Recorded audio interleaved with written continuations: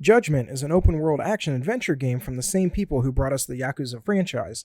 There are just a handful of cameos from those games, but other than that, the worlds are separate.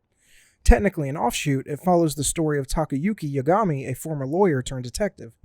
Life seems to be going well enough when he ends up being pulled into the seedy underground of the Kamachuro, when several Yakuza members end up dead in back alleys and the like.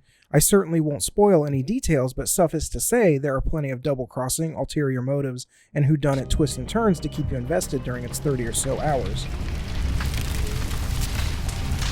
This game definitely has a gangster noir vibe and feel to it, and the performances by the main cast of characters play their parts very well. I did play the game with English dubbing rather than the original Japanese voice and found most everything to be of an excellent quality. Captain Hamura. One thing I did notice, though, was that there are several scenes where the lip syncing was completely off from what was happening on screen. While that is typically par for the course when listening to a dub of any kind, it was made more noticeable when most of the scenes had syncing that seemed spot on.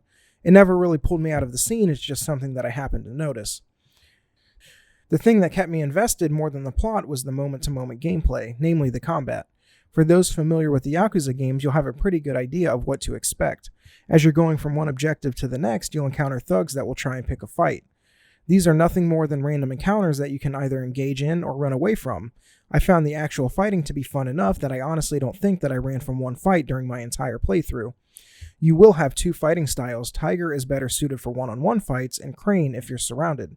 You have a light and heavy attack for basic combos, but you can also pick up objects in the environment, somersault off of walls to quickly get behind your enemies, and pull off special attacks with triangle by filling a meter at the top of the screen.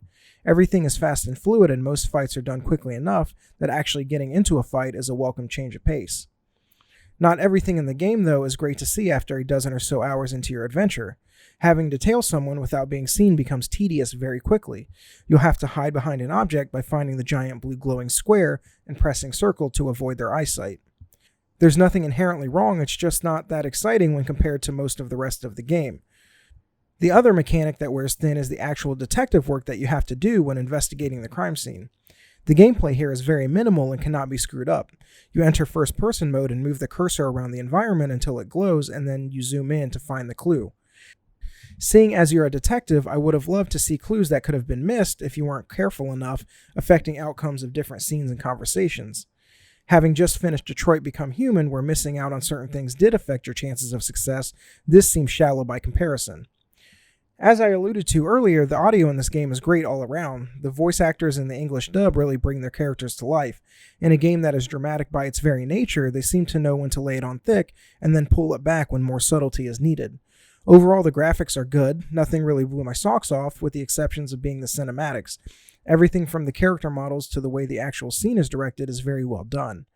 While far from perfect, I think this game is definitely worth playing, especially if you're a fan of the Yakuza games, which makes sense as they're from the same studio. It's not perfect, but if you want a game where you can invest in the plot and characters and have gameplay that mostly backs it up, you could do a lot worse. These eyes aren't exactly the best judge of character. I think I made that clear 3 years ago.